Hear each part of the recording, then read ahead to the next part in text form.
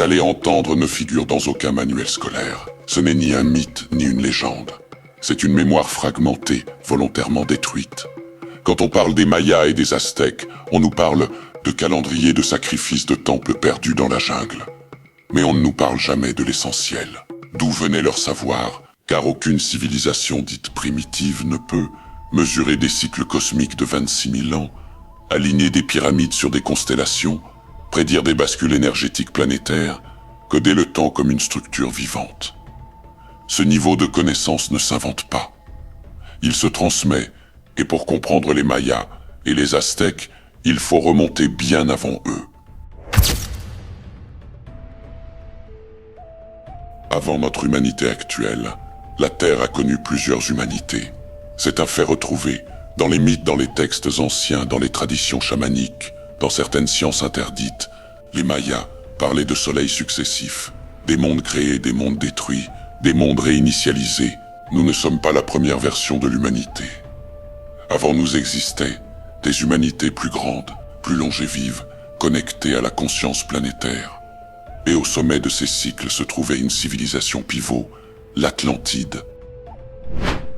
L'Atlantide n'était pas qu'un continent.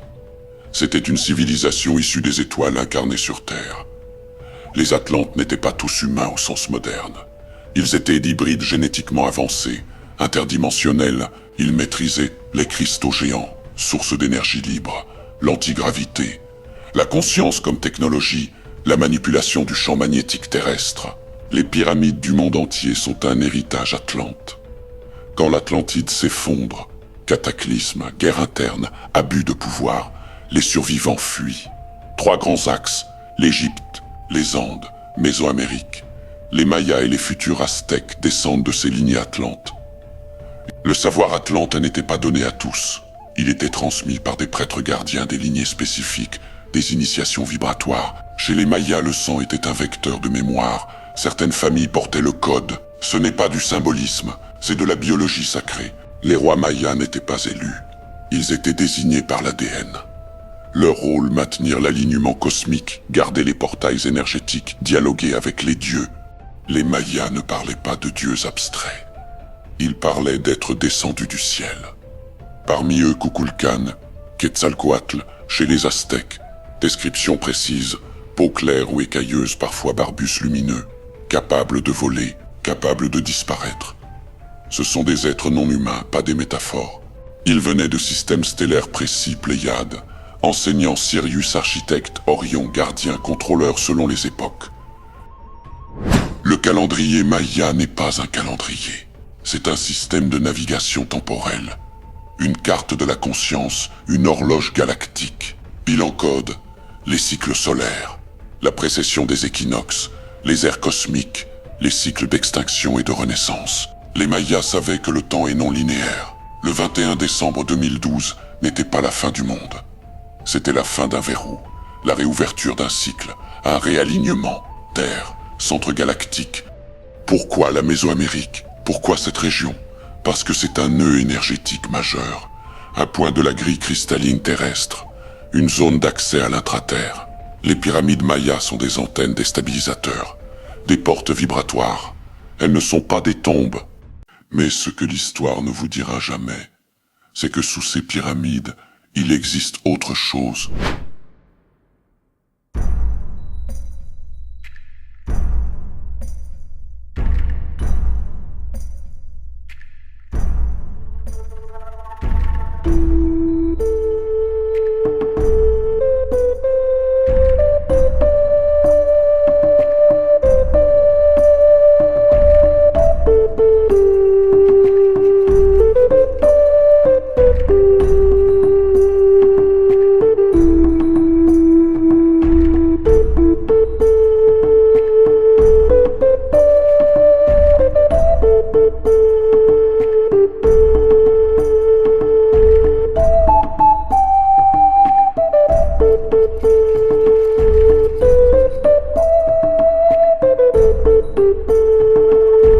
Les pyramides mayas ne pointent pas seulement vers le ciel, elles pointent aussi vers le bas. Depuis toujours, on nous a appris à lever les yeux. Mais les Mayas, eux, regardaient dans les deux directions.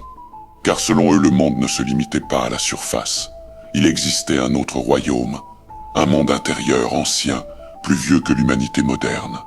Un monde appelé Xibalba. Dans les manuels scolaires, Xibalba est présenté comme un enfer, un monde des morts, un lieu de souffrance. Mais cette lecture est une falsification. Dans les textes mayas originaux, Xibalba signifie le lieu caché, le monde invisible. Xibalba n'est pas un enfer moral. C'est un monde intérieur situé sous la surface terrestre. Les prêtres mayas décrivent des cités souterraines, des rivières lumineuses, des êtres non humains, des portes d'accès gardées. Xibalba correspond à ce que d'autres traditions appellent Agartha. L'Atraterre n'est pas une cavité vide. C'est un écosystème complet, habité depuis des dizaines de milliers d'années. Selon les traditions croisées, Atlantes lémuriennes, tibétaines, mésoaméricaines, certaines civilisations ont refusé la surface après les cataclysmes. Elles se sont réfugiées sous les Andes, sous l'Himalaya, sous l'Amérique centrale. Les Mayas savaient exactement où se trouvaient les entrées. C'est pour cela que certaines pyramides sont construites sur des grottes. Certaines zones sont interdites, certaines jungles sont évitées. Au centre de ce réseau intraterrestre se trouve Shambhala. Contrairement à ce qu'on croit, Shambhala n'est pas uniquement tibétaine. C'est un centre planétaire, un cœur de gouvernance spirituelle terrestre. Shambhala agit comme une bibliothèque vivante, un poste d'observation stellaire, un centre de régulation vibratoire. Les Mayas étaient en contact direct avec ce réseau. Leurs prêtres ne priaient pas, ils communiquaient. Les conquistadors cherchaient de l'or matériel.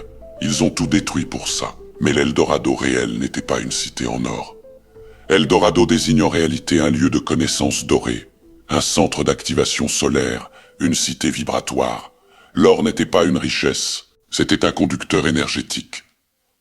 Les prêtres se couvraient d'or non pour montrer leur pouvoir, mais pour canaliser certaines fréquences. L'Eldorado était relié à Shambhala, à l'intraterre, aux lignes atlantes.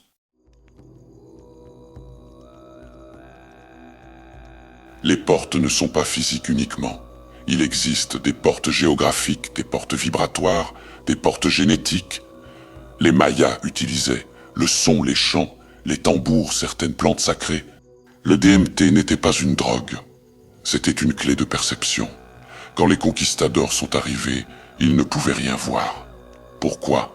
Parce que leur fréquence était compatible, leur conscience était fermée. Leur intention était prédatrice. C'est ici que tout devient délicat. L'intraterre est habitée par plusieurs races humanoïdes anciens. Descendance atlante et lémuriens. Plus grands, plus longévifs, plus télépathes. Êtres stellaires incarnés. Venus de Sirius, Pléiades. Orion gardant des postes avancés sur Terre. Race reptilienne ancienne. Et c'est là que les traditions mésoaméricaines sont claires. Les serpents ne sont pas symboliques. Chez les Mayas et Aztèques, le serpent est un être réel. Ailé égale interdimensionnel, rampant égale terrestre. Quetzalcoatl n'est pas un dieu. C'est une entité reptilienne avancée, alliée à certaines périodes, dominante à d'autres. Les reptiliens existaient avant l'humanité actuelle. Deux factions, gardiens de la planète manipulateurs génétiques. Certaines lignées royales mayas portaient un ADN hybride des capacités accrues, une autorité naturelle. À l'origine, pas de sacrifice humain. Puis, progressivement, détournement, corruption, inversion. Le sang devient une source énergétique pour certaines entités. Ce n'est pas la culture maya originelle, c'est une prise de contrôle. Les sacrifices sont le signe d'une chute vibratoire, pas d'une barbarie primitive.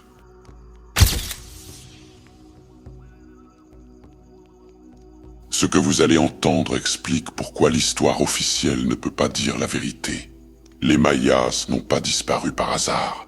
Les Aztèques n'ont pas été vaincus par une poignée d'hommes en armure. Ils ont été neutralisés, non pas pour leur terre, mais pour ce qu'ils savaient. Les Mayas possédaient des milliers de codex, des livres faits de peau, de fibres végétales, contenant cartes stellaires, cycles cosmiques, savoirs médicaux, accès à l'intraterre lignée, hybride protocole d'activation de conscience. Aujourd'hui, il n'en reste presque rien. Pourquoi? Parce que les conquistadors ont reçu un ordre clair, détruire la mémoire. Les codex ne parlaient pas de Jésus. Ils parlaient des étoiles des dieux non humains de cycles avant Adam, de civilisations antérieures au déluge, inacceptables pour une religion de contrôle. On nous dit que les conquistadors cherchaient de l'or, des terres, des âmes à convertir. Mais l'or n'était qu'un prétexte. Le véritable objectif, localiser les centres énergétiques, identifier les entrées intraterrestres, éliminer les prêtres gardiens, couper la transmission du savoir. Les prêtres mayas ont été brûlés, pendus, forcés au silence. Pas parce qu'ils sacrifiaient, mais parce qu'ils savaient. Pour justifier le massacre, il fallait salir la mémoire. Alors on a exagéré les sacrifices, transformé Xibalba en enfer, présenté les dieux comme des démons réduits, une science cosmique à de la superstition. C'est une stratégie classique. Si tu ne peux pas détruire le savoir, ridiculise-le. Les Mayas sont devenus primitifs, les Aztèques sauvages, alors qu'en réalité ils connaissaient la précession des équinoxes, la géométrie sacrée, la conscience multidimensionnelle, la biologie vibratoire. Parce que ce savoir prouve une chose essentielle. L'humanité n'est pas seule. L'humanité n'est pas née ignorante. L'humanité a été réinitialisée. Les Mayas savaient que le temps est cyclique, les civilisations montent et chutent, certaines forces manipulent ces cycles. Ils savaient aussi que la peur est un outil de contrôle. La religion peut être détournée, le sang peut être utilisé énergétiquement. Un peuple conscient est incontrôlable. Les Mayas n'avaient pas prédit la fin du monde. Ils avaient prédit la fin d'un cycle de mensonges, la levée d'un voile, le retour de la mémoire. Leur calendrier indiquait un moment précis, alignement Terre-Centre galactique, augmentation de fréquence, effondrement des systèmes artificiels. Ce moment, c'est maintenant. C'est pour ça que les anciennes cultures refont surface, l'ésotérisme revient, les mythes se confirment, la science commence à parler de conscience. Ils se sont retirés. Les lignées existent encore dans la jungle, dans certaines familles, dans l'ADN. Le savoir n'a pas été perdu. Il a été mis en sommeil, comme une graine. Quand la fréquence collective remonte, la mémoire s'active. Aujourd'hui encore, des forces intraterrestres existent, certaines bienveillantes, d'autres prédatrices. Les reptiliens ne sont pas tous mauvais, mais certains se nourrissent de peur, de sang, de chaos. L'humanité est à un carrefour. Les Mayas l'avaient annoncé. Soit la conscience reprend le dessus, soit le cycle recommence. Vous n'êtes pas les enfants du hasard. Vous êtes les descendants d'une humanité stellaire. Les Mayas et les Aztèques n'étaient pas des sauvages. Ils étaient des gardiens de mémoire. L'Atlantide n'est pas un mythe. Shambhala n'est pas une légende. L'intraterre n'est pas une fiction. Ce sont des chapitres effacés. Mais ce qui est effacé peut revenir. Quand la mémoire revient, le contrôle s'effondre. Si tu es arrivé jusqu'ici, ce n'est pas un hasard. Ce savoir ne parle pas à tout le monde. Il se réveille chez ceux qui sont prêts à se souvenir. Merci sincèrement d'avoir regardé cette vidéo jusqu'au bout. Si ce contenu t'a parlé, si certaines choses ont résonné en toi, alors soutiens ce travail. Abonne-toi à la chaîne pour ne rien rater des prochaines révélations. Like la vidéo, c'est le meilleur moyen de faire remonter ce savoir. Partage-la à ceux qui sentent que l'histoire officielle ne suffit plus. Dis-moi en commentaire ce que toi tu en penses, ce que tu ressens, ce que ça a réveillé. La mémoire revient, et ce n'est que le début.